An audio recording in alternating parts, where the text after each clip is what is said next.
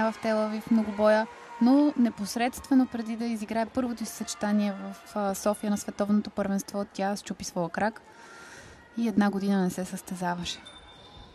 Това световно в София, за жалост, не беше добро и за нашата Боряна. И тя не взе участие, така че две от основните конкурентки на последното световно, предпоследното, т.е. Ги нямаше.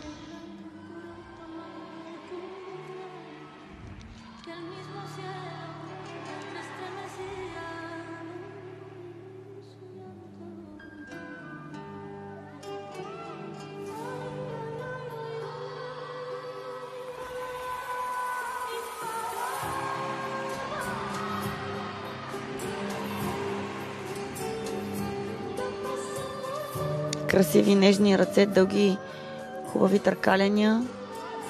Има красива линия на тялото.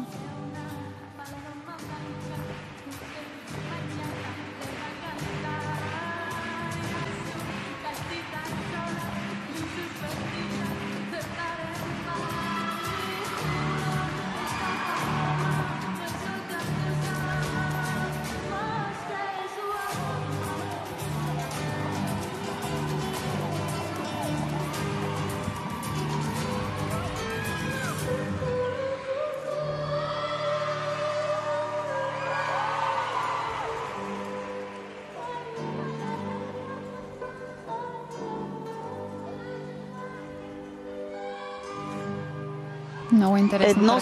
Мария Петрова вече трябва да е щастлива, защото все